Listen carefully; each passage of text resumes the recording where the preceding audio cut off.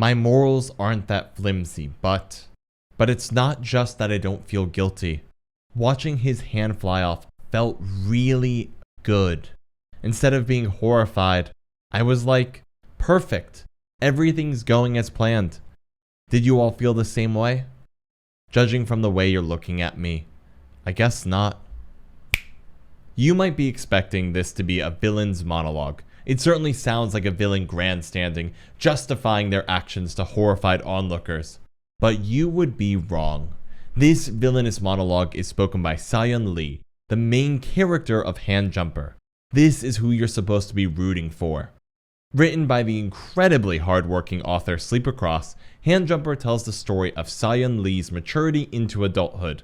Now this sounds very generic, and it's going to sound even more generic when I mention there are superpowers, but bear with me. I promise you this is a masterpiece, and with its first season just finishing, now is an incredible time to get on board for what might be the next mega hit webtoon. While the premise sounds simple enough, Handjumper immediately sets itself apart from the standard story with the first chapter. It opens with a prosecutor fleeing for their life, desperately trying to find a way to escape being murdered. The efforts are in vain, as two masked aberrants catch up with her. Aberrant is the term for somebody with superpowers.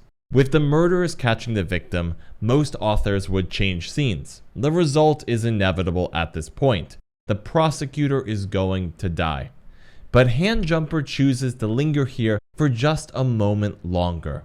You get to watch the prosecutor's face change slowly, from fear to resignation about her looming death, the gradual acceptance that this is the end. And then you watch as that resignation becomes white hot fury. This is a brutal and emotional way to start a piece. It's not gory or graphic, but it certainly is a raw depiction of violence. With this opening, Handjumper makes it clear that this is not going to be a pleasant ride. This story is going to be cruel, and the author is very comfortable engraving each awful moment deep into your memory. And we're not done. Watching the murder of a prosecutor just isn't enough to welcome you to the world of Handjumper. You first meet Sayeon as she's getting distracted by the news report about the murder you just saw. Her older sister Samin intervenes to regain Sayeon's attention back to the conversation they were having. But surprised to see Sayeon so invested in this particular news story, Samin decides to share her thoughts on it. They broke into the poor prosecutor's home, murdered her, but left her family completely unscathed. What? Did they go soft right at the end? Said she had 2 kids, didn't it? When you uproot a weed, you burn the seeds too. This is the author's way of saying, yeah, the murder of the prosecutor was intense, but don't worry, there are people in this world that are way worse.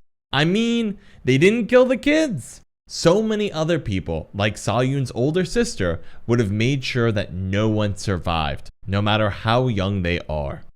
Sayeon comes from a family of criminals. This is not the happy, steal from the rich, give to the poor kind of criminal. Sayeon's family is made up of genuine, ruthless criminals who kill with ease. Or at least, was made up of those criminals.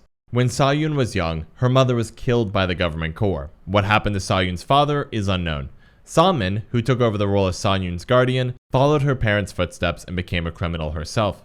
But Sayeon wants to find a different path in life. Her sense of justice demands that she do something to improve this world. Sayeon's sense of justice is so strong that she even believes that her mother being killed by the government corps was justified. When you first meet Sayeon Lee, she is the embodiment of what you're supposed to be. Her character design is simple and boorish. Her long dark hair and simple school uniform make you think that she is a background character.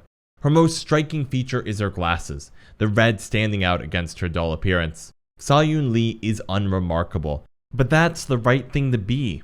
Your job is not to stand out. Rather, it's to be a perfect cog in the societal machine. Get good grades, get a good job, help the world. And Sayeon is doing just that. She's the top student in her class. Her dream is to become a prosecutor and literally make the world a better place. She is orderly, hardworking, and is doing what we are all told to do. To become what society wants her to be, she would study late into the morning, only stopping as blood dripped from her nose, her body breaking from the stress of studying. The reward for such effort hangs in her room, her wall covered with old tests, the perfect scores promising that the future she wants is just around the corner. The final obstacle standing between Sayeon's dream of being a prosecutor is the aberrancy test. If she's found to be an aberrant, meaning she has superpowers, she is forced to either enlist in the government corps to fight against criminals or to flee, to go off the grid and become a criminal. Now obviously, Sayeon is an aberrant because this wouldn't be much of a story without that happening. Can you imagine if the story just didn't give her superpowers and then she became a prosecutor? That would have cracked me up. I mean, my god, that would be a real plot twist. Now, going back to the story, even with this plot twist of Sayeon being aberrant, it still isn't very hard to see that Sayeon could find some sense of justice through serving in the government corps. Law enforcement and prosecutors are both critical to the operation of a fair legal system. You can't prosecute criminals unless someone catches them, after all. Even though Sayeon's dream of being a prosecutor is ripped away from her, she can still make the world a better place by working in the government corps. But that's assuming that the government corps is a place full of justice-minded idealists like Sayeon. Sayeon has a best friend, the cool, casual slacker Jae Kim. He's a genuinely nice guy, the kind of guy you want to have as your friend. You can just imagine yourself hanging out with him late into the evening, walking home together, or getting some food after school. Despite being the total opposite of Sayeon, Jae is someone that Sayeon cares deeply about and even appears to have a crush on. He dies in Chapter 2 during the aberrancy test. The person from the Corps who conducted the test kills him. The Corps member doesn't seem to mind at all, finding the whole affair to be a lot of fun and exciting. This clearly happens regularly. Since each test is done on an individual basis, Sayeon is unaware that the government corps has murdered her best friend, the same government corps that she will now be working for. It's hard to have the standard story of good triumphing over evil if good is missing. Sayeon is going to work for the government corps, which appears to be just as horrible as the criminals that they pursue. Instead of watching the ascent of a hero, we watch the ascent of somebody turning into the person they never wanted to be. While Sayeon started off being the embodiment of what society wants you to be, Sayeon increasingly becomes the embodiment of what handjumper society actually is. Before I discuss the changes in Sayeon, I want to discuss Samin a little bit more. Samin has been exposed to the real world much longer than Sayeon has. Samin was thrust into the role of Sayeon's guardian at a very young age after the death of their mother. Examining Samin allows you to see what society does to a person. Samin has become a full-blown criminal. She has founded her own criminal syndicate, the Crimson Society, and has won the respect and fear of the criminal community. She is ruthless and effective. Samin is also very stylish. I mean, god damn, just look at her.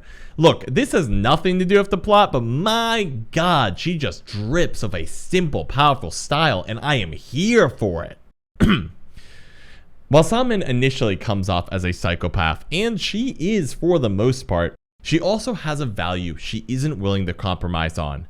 She really does love her younger sister Sayeon. She really, really does. No matter how much the world tries and succeeds in shaping Samin, she will not stop loving her younger sister. This love shows through even though Samin and Sayeon have a somewhat bad relationship with each other on the surface. This is made clear in Chapter 5, when Samin asks one of her syndicate members to help her creepily spy on a sleeping Sayeon, only reluctantly pulling back when there was a chance of being spotted by other people. Samin couldn't talk face to face with Sayeon after the aberrancy test, so this is the last time Samin will see Sayeon before she goes and joins the Corps. Gray, the syndicate member who was asked to help Samin spy on her sister, proposes that they kidnap Sayeon. After all, Samin is a criminal and Sayeon is going to join the organization that hunts criminals. Why not just take Sayeon away? Isn't that better? But Samin rejects this idea without any hesitation. It's up to Sayeon to pick the life she leads. While Samin is going to send someone to keep an eye on Sayeon, Samin isn't going to stop her. Samin compares raising Sayeon to keeping a goldfish, something Samin had done when she was much younger. As the goldfish grew, it eventually suffocated to death. Samin learned from the experience and this time chose to set the goldfish free, though instead of a goldfish, it's her sister. This talk finishes with a simple phrase that summarizes who Samin truly is. You could call me a bad person, but never a bad sister. Samin might have become a psychopath to survive, but even she has a respectable value that she holds dear. Sayeon is now going to face the same challenges Samin did. Sayeon doesn't realize it, but her optimistic values are going to be chipped away at until only a few values remain. When Sayeon joins the Corps, she quickly becomes determined to become a level 5 officer. At that level, you get a salary, a quality of life, and a degree of autonomy.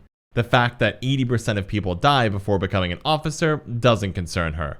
Now, to achieve this goal, Sayeon fully embraces her power. Sayeon's power is the ability to turn back time, and her trigger, the action she uses to activate that power, is the exact same one that Samin has, a classy snap of the fingers. Even though being an aberrant is what stopped Sayeon from achieving her dream of becoming a prosecutor, now it's time to use the ability. Now, rewinding time does sound like a completely unfair ability, but as Sayeon quickly learns, there is a 20-second time limit. She can't even chain her ability multiple times in a row to extend how far back she can go. In a world where people turn their arms into energy swords and make energy bombs with their hands, Sayeon is stuck with the ability to turn back time for 20 seconds. Can you imagine getting such a power? It's not as simple as flying or super strength, and there is that obnoxious 20-second limit, but I'm sure some ideas are going through your mind. You could avoid a car accident or fix an insensitive joke. You could take a second shot in a video game or bet differently on a hand of poker. In the crueler world of Handjumper though, Sayeon uses this ability for manipulation and information extraction. She'll steer conversations in strange ways or take reckless actions, acquiring information and then restarting the timeline. Only she remembers what's happened. She even chooses to keep this power hidden from her teammates in the Corps, allowing her to use the ability on them, which she does on several occasions, a further sign of her declining morality. The more she uses her power, the more she feels above the people around her. From her perspective, people are like chess pieces. If she can manipulate the people around her properly, she can get what she wants. Sayeon's lack of combat strength is made up for by her use of people as tools. Accompanying this evolution is a change in Sayeon's character design. The plain student uniform is discarded for a more formal government uniform. Her long hair is cut short. But her biggest change is what her striking feature is. The red glasses remain, but now are simply a frame to see her wild yet cold teal eyes that appear when she uses her power. Just look at the before and after. When you meet Sayeon, she is a hard-working, determined girl. She has hopes for the future. She has dreams. She is doing her best to salvage a normal life out of horrific circumstances. But now that's gone. Now a cold, ruthless nature is developing, reminiscent of both her older sister and mother. She is not some quiet pushover. She is becoming genuinely dangerous, a reflection of the world that she resides in. And in the background of all of this is a ticking time bomb. When will Sayeon learn that the government killed her best friend? At that point, how much will Sayeon have already changed, and how will she address that reality? With Season 1 just finishing on an incredibly solid note, now is a great time to get into the series. I've linked it down below. Sayeon's descent has only just begun, and you do not want to miss this.